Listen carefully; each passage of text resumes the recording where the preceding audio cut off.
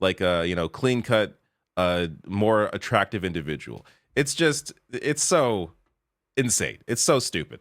But let me start by breaking some of this down, because so the comments about the welder working with his hands, this, I don't really care that Poilievre said this, because I don't really think he meant that welders just weld with their hands.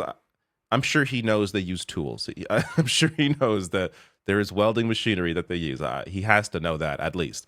So this is a comment he made just so we get the reference. That I believe that the welder who can fuse together metals with his bare hands has more brain power in how to direct his dollar than the guy who doesn't read his briefing notes, right? Okay, so it just the typical politician oozing off of Pierre Poilievre while he's trying to talk to working class voters. Hilarious. But look, this comment, whatever. I don't think he meant literally they just used their bare hands. But this one's a little more amazing. So the lightning from the sky is something he has apparently said. So this is from Luc Lebrun. 4 separate occasions. And he says this as if this is how they actually capture electricity. This one is amazing. The electrician who captures lightning from the sky, runs it through a copper wire to illuminate this room and light up the world is not ordinary, he is extraordinary. The electrician that captures the electricity from the sky and runs it through a copper wire to light up this room, he is extraordinary. The electrician who captures lightning, runs it through a copper wire to light up your home, tames the most fierce force in nature to make us all comfortable and happy and illuminate this room. He is not ordinary, he is extraordinary. The electrician who's able to capture lightning and bring it through copper wire to bring us lighting. He is not ordinary. He is extraordinary. Oh my God. Pierre Poilievre is a career politician. He's only ever worked as a politician his entire working life. I think he first joined Parliament when he was, I know he was in his early 20s, but I forget what age exactly. But this is the only career he's ever known. And, typically I think that career politician line is whatever. I think it depends on the person. I don't mind if you're a career politician. If you spend your life dedicating yourself to helping others, then why do I care if you're a career politician, if you're actually trying to help people? But if you're someone like Pierre Poilievre, who is so disconnected, and is somebody who uses the criticism that others are career politicians, yet you yourself are a career politician, that's when it becomes a problem. And when you're this disconnected, I guess he must, based on all of these clips, it appears this is how he thinks electricity is generated, by capturing lightning out of the sky. I'm amazed.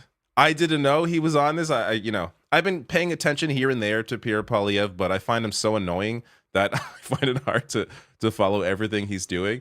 But this is incredible to me. Now, this isn't even the worst part of Pierre Poilievre. The worst part is that he pretends to be anti-elite. So The Breach has a great piece here. Pierre Poilievre's anti-elite Tories stack top council with corporate lobbyists. Nearly half of the Conservatives' new governing body are lobbyists for oil, pharma, real estate, and anti-union companies. So while he is pretending to fight for the working class and really cares about housing as one example, because that's a huge issue right now, especially for young people. Cost of housing in Canada is insane. Yet you stack your top council with real estate lobbyists, anti-union lobbyists. How can anybody possibly believe that Pierre Poilievre is going to do anything about housing, about wages? It's so, look, I can go deeper into this. I link to all my sources below the video always, but let me just, reference a bit of this so some of the examples here. So Amber Ruddy is one of the individuals on the council, a lobbyist for oil companies like Tor Malign Oil Corp and Husky, several pharmaceutical giants, including GlaxoSmithKline and Merit, the construction association which pushes governments to pass anti-union policies. She's also been registered to lobby for the Canadian Federation of Independent Business, the country's loudest opponent of wage increases for workers. Also, there's Heather Feldbush. So this is a former staffer for Alberta's United Conservative Party. She has lobbied for oil companies like Enbridge, real estate manager Avenue Commercial, and aviation and real estate investment firm Westerkirk Capital, which is owned by one of the country's richest billionaires. And there's also 3 other council members who are currently or previously worked for Capitol Hill Group, a major Canadian firm that lobbies for Amazon, big tech, security and financial companies, as well as the Canadian Federation of Apartment Associations, the country's largest private housing industry group that has opposed capping rent increases. And many of the same corporations have made record profits in recent years, hiking up prices, driving up inflation, and making life more unaffordable. And to the credit of some conservative members, they attempted, at least some grassroots members attempted to try and exclude these lobbyists, and they were squashed. So they lost the vote. Conservative members voted down a resolution calling for lobbyists to be barred from serving on the 20-member governing body. So some people there who are against this idea thought this was ridiculous, because how could we as conservatives in this scenario, how could we criticize liberals for being attached to corporations? Which, by the way, yes, they also are. I would say to a much lesser degree, but they are. How can we criticize them for doing that while we ourselves are putting these lobbyists on our top council? And those grassroots supporters were correct, yet they're voted down by the majority of conservatives. So this gives you an idea of, this communication, that like the separation between how the party is trying to communicate themselves, because to Pierre Poilievre's credit, he understands the moment. He understands what people are feeling. So he's able to market himself to that, of being anti-elite, of being for the working class. Yet, clearly, the way that the party operates and has always operated is not in support of that. And in a video I did recently, I also discussed how the biggest offender when it comes to real estate investment, corporate real estate investment, is the biggest offender in Parliament is a Conservative MP. So I'll link to that video below as well, so you can go and watch that and get more details about, just Pierre Poilievre's attachment to real estate while pretending to be for, the working class, and that he wants to, build more houses, when Pierre Poilievre, let's be clear, has always been an elitist and will continue to be one. Now, I'm going to play a bit of this again. Sean Fraser, Liberal MP. I'm going to stop this when he starts to try and advertise what the Liberals are doing, because I'm not going to sit here through a Liberal ad. But at the beginning of this, when he's criticizing Pierre Poilievre, is very well done.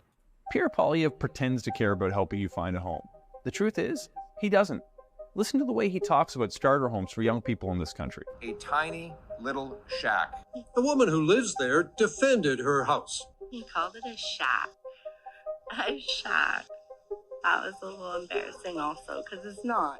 And here's his perspective on affordable housing. They don't want nationalized government-controlled homes, Mr. Speaker. We don't need a Soviet-style takeover of housing. It's interesting, because as Pierre reminds us constantly, he actually was the housing minister. I just got to pause there before I get to this housing minister part. The Soviet style,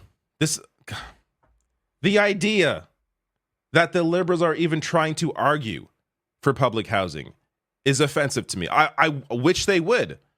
In my video yesterday, I discuss, where I break down Bill Maher's crap about Canada in his recent episode. I discuss Vienna. Vienna, Austria is 8 out of the last 10 years voted the most livable city. And it's because they have the largest social housing project in the world. It is well funded. It is beloved. It's affordable. That is a major piece of the reason why they are consistently voted as the most livable city. Canada only invests about 4% into social housing. And that's even, forget Vienna. Like the UK even does a lot more. I think they're around 17%. So Canada should be doing a lot more investment into public housing, into social housing, but they're not. Yet Pierre Poilievre is trying to position the Liberal Party as some like the Soviets, where they're owning all the homes. It's so absurd. Because as Pierre reminds us constantly, He actually was the housing minister. When I was housing minister, when I was housing minister, let's talk about when I was housing minister.